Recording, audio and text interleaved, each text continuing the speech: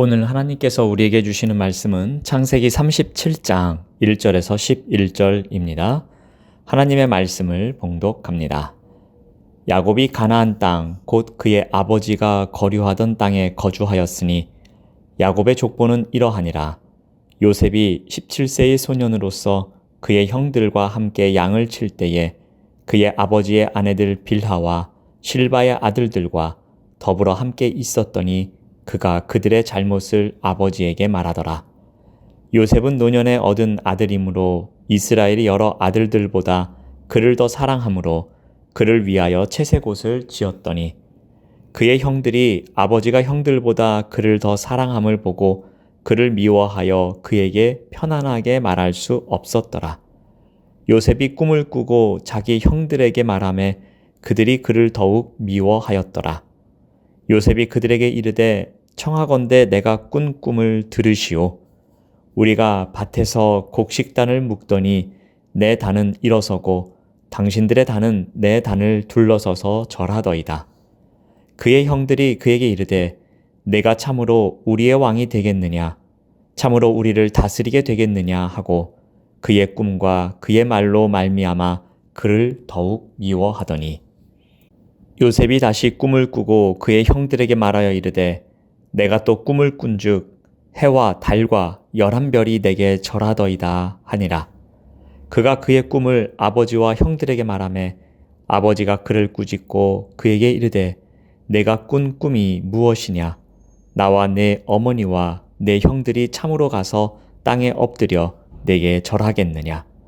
그의 형들은 시기하되 그의 아버지는 그 말을 간직해 두었더라. 아멘. 오늘 말씀의 제목은 샬롬을 회복하는 형통함입니다. 요셉이 17살이 되었을 때의 일입니다. 그는 충분히 자랐으며 사리분별을 할 줄 아는 나이가 되었습니다. 그는 너무도 행복한 나날을 보내고 있습니다.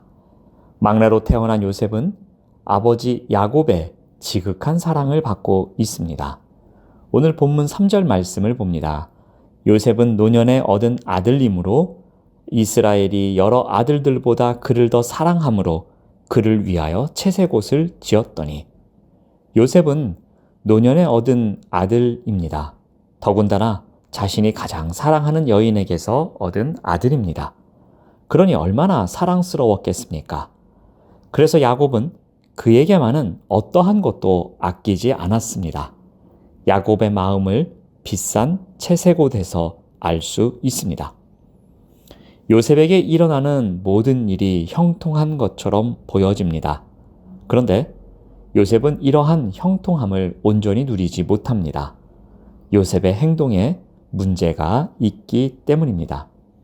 요셉은 아버지의 사랑에 보답이라도 하듯이 형들이 잘못한 것을 고자질하고 있습니다.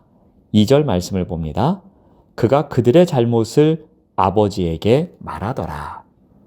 그런데 이 부분은 해석에 있어서 논란이 있습니다.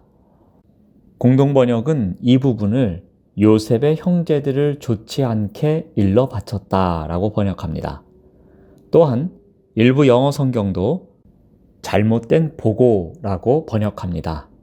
그리고 잘못으로 번역된 히브리어는 다른 곳에서는 악평이라는 뜻으로 번역되기도 합니다. 이것은 무엇을 의미합니까? 요셉이 형들의 행위 가운데 악한 잘못만 선별하여 아버지 야곱에게 일러 바쳤다는 것입니다. 즉, 요셉의 잘못된 행동 때문에 형제들과의 샬롬이 깨어지는 것을 알 수 있습니다. 또한 요셉은 자신이 꾼 꿈의 내용을 여기저기 이야기하고 다닙니다. 5절 말씀을 봅니다. 요셉이 꿈을 꾸고 자기 형들에게 말하매 그들이 그를 더욱 미워하였더라. 밭에 있던 자기 단이 일어서자 형들의 단들이 절하는 내용의 꿈을 꾸었습니다. 또 어느 날인가에는 해와 달과 11별이 자기에게 절하는 꿈도 꾸었습니다. 얼마나 행복하고 기쁜지 동네방네 다니면서 내가 오늘은 이런 꿈을 꾸었고 저런 꿈도 꾸었다고 자랑했습니다. 요셉은 행복한 삶을 살고 있었습니다. 많은 것을 혼자서 누리고 있었습니다. 사람들 앞에서 형통함을 얻은 모습입니다. 하지만 그 형통함이 문제를 일으킵니다. 형들의 반응에서부터 문제가 발생합니다. 형통해 보이는 동생을 향한 형들의 반응을 본문은 이렇게 전하고 있습니다. 먼저 그를 미워했다고 합니다. 요셉이 잘못된 행동을 함에도 불구하고 야곱이 요셉을 더 사랑함으로 형제들의 행동에는 변화가 생깁니다. 4절 말씀을 봅니다. 그의 형들이 아버지가 형들보다 그를 더 사랑함을 보고 그를 미워하여 그에게 편안하게 말할 수 없었더라. 형제들은 그를 미워하여 그에게 편안하게 이야기할 수 없었습니다. 가족의 샬롬이 조금씩 깨어지기 시작합니다. 또한 5절 말씀을 봅니다.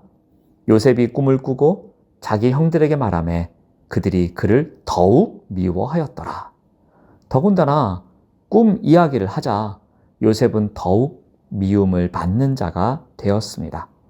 가족의 샬롬이 더욱더 깨어지고 있습니다. 또한 8절 말씀을 봅니다. 그의 꿈과 그의 말로 말미암아 그를 더욱 미워하더니 요셉의 형들은 요셉을 미워하고 언사가 불편했으며 그들의 안색이 좋지 못했습니다. 어쩌면 이것은 아버지 야곱이 가지고 온 편애의 결과이기도 합니다. 아버지가 자기들보다 동생 요셉을 더 사랑하고 깊이 사랑할 뿐 아니라 채색옷까지 지어 입힌 것을 보고 저들의 마음이 틀어져 버린 결과였습니다. 또한 형들은 요셉을 시기합니다. 11절 말씀을 봅니다. 그의 형들은 시기하되 꿈 이야기를 들은 형들은 시기하였다고 했습니다. 여기 시기는 끓어오르는 분한 감정의 외적 표현으로서 얼굴이 붉어지는 상태를 말합니다. 이 단어가 창세기에서는 가인에게도 사용되었습니다. 가인이 심히 분하여 안색이 변하였다라는 표현에 나오는 단어입니다. 그런데 이러한 시기로 무슨 일이 발생합니까? 가정에 샬롬이 깨어졌습니다. 시기는 남이 잘 되는 것을 못마땅하게 여길 때 일어나는 것입니다. 이것은 타인과 자기를 비교하는 비교의식, 자기 우월의식, 자기 교만의식 때문에 일어납니다. 이렇게 형들의 시기는 크고 깊어서 동생 요셉을 죽이려고 함께 꾀함에 이르게 합니다. 요셉은 겉으로 보기에는 아무 일도 없어 보였습니다.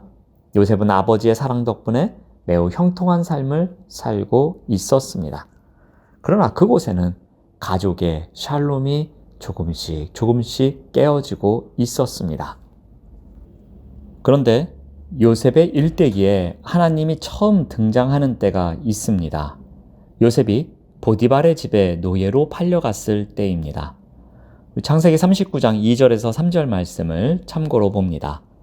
여호와께서 요셉과 함께 하심으로 그가 형통한 자가 되어 그의 주인 애굽 사람의 집에 있으니 그 주인이 여호와께서 그와 함께 하심을 보며 또 여호와께서 그의 범사에 형통하게 하심을 보았더라.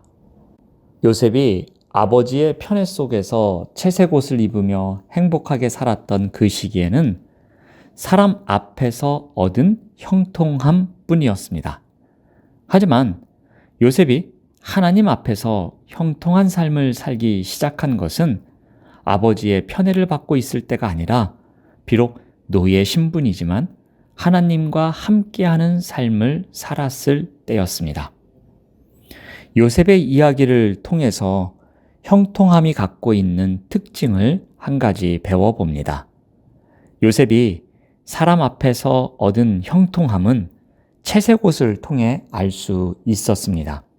다른 형제들보다도 사랑을 받았던 요셉만이 누릴 수 있는 형통함이었습니다. 그러나 이것은 하나님 앞에서 누리는 형통함은 아니었습니다. 형통함을 얻기 위해 잃은 것이 많았습니다. 가정에 샬롬이 깨어졌습니다. 마치 아버지 야곱이 장자권이라는 형통함을 얻기 위해서 형과 아버지를 속였을 때와 비슷합니다. 그가 추구하는 것이 화려해 보였지만 실제로 그것이 가져온 결과는 가족 간의 샬롬을 깨트리는 일이었습니다.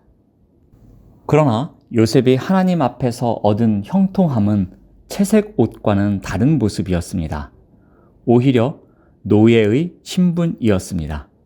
하지만 요셉이 하나님과 동행하며 형통케 되었을 때에는 주변 사람과 샬롬을 세워가고 있었습니다. 더 나아가 깨어진 샬롬을 회복시키는 일까지 일어나게 됩니다. 그러므로 우리가 추구해야 할 형통함의 원리를 배웁니다. 먼저 사람 앞에서의 형통함만이 아닌 하나님과 함께하는 형통함이 있어야 할 것입니다. 그리고 사람들과 샬롬을 세워가는 것이 궁극적인 목적이어야 합니다. 만약에 나의 형통함이 누군가와의 샬롬을 깨뜨린다면 이 형통함은 가짜입니다. 기도하겠습니다. 하나님 감사합니다.